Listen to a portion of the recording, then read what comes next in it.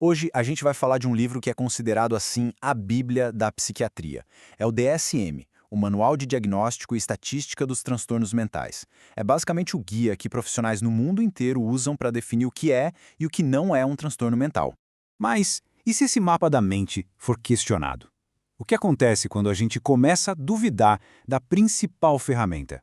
É exatamente isso que a gente vai investigar agora, com base no material que a gente analisou, mergulhando nas críticas a esse documento tão influente.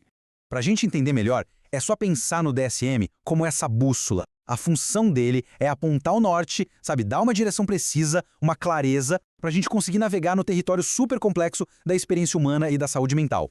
Ok, então por onde a gente começa a desemaranhar essa história? Pela primeira grande rachadura que as fontes que consultamos apontam. E ela está bem ali, no alicerce de tudo, na própria definição do que é um transtorno mental. Essa aí é a definição oficial, direto do DSM-5. Mas repara bem nessas palavras destacadas. Clinicamente significativa, disfunção, aprovada culturalmente. Percebe como são termos que dependem muito de interpretação? São bastante subjetivos, né? E é aí que está o ponto central da crítica que as fontes trazem. Com termos tão abertos assim, a linha que separa o que é normal do que é anormal fica super borrada. Vira quase uma questão de opinião e não um fato científico e objetivo. Isso nos leva para outra pergunta bem cabeluda que o material de análise levanta. O DSM é de fato um documento científico ou ele é mais um produto de consenso entre especialistas? Olha só o que o Dr. Julian Whittaker, uma das fontes, diz sobre isso. Ele descreve o processo assim. Eles criam este grupo de doenças, reúnem-se e votam. Esta é uma doença? E todos a favor dizem sim. Convenhamos, isso soa mais como uma assembleia do que uma descoberta científica, não é?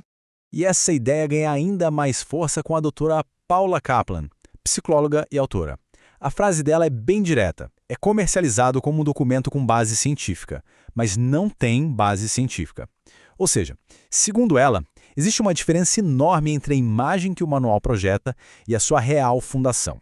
Mas talvez a crítica mais devastadora venha de alguém de dentro.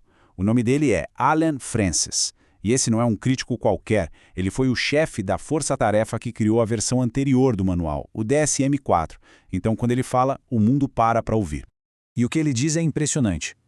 Francis revela que a grande ambição do DSM-5 de basear os diagnósticos na neurociência foi, nas palavras dele, irrealista. Foi como tentar construir uma ponte longe demais.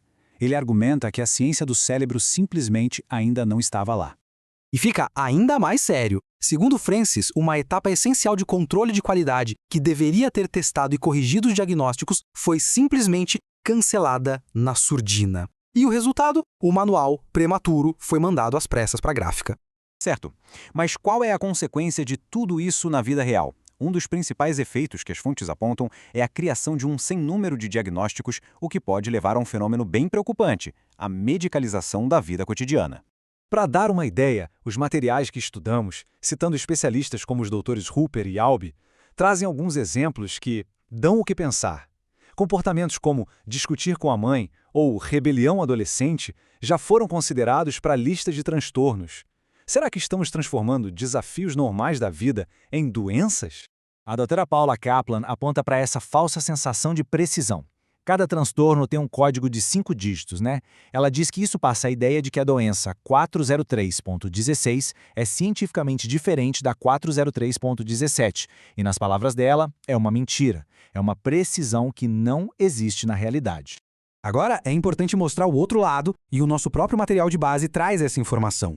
Apesar de toda a crítica sobre a explosão de diagnósticos, olhem só que curioso, o número total de transtornos, na verdade, diminuiu do DSM-4 para o DSM-5. Caiu de 297 para 265. Um dado para a gente pensar.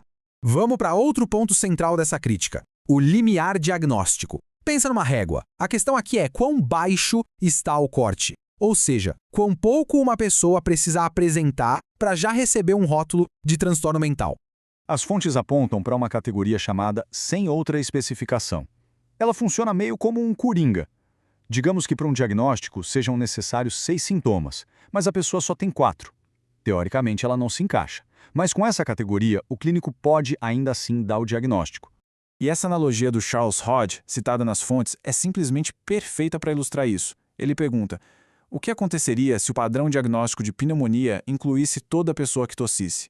É uma reflexão poderosa. Se o critério for baixo demais, corremos o risco de transformar qualquer sofrimento humano em patologia. E no fim, a gente fica com uma grande pergunta que permeia toda essa análise. Onde exatamente a gente desenha essa linha? A linha que separa o sofrimento que é parte da condição humana e um transtorno que realmente precisa de diagnóstico e tratamento. A resposta, ao que tudo indica, é muito mais complexa do que qualquer manual consegue capturar.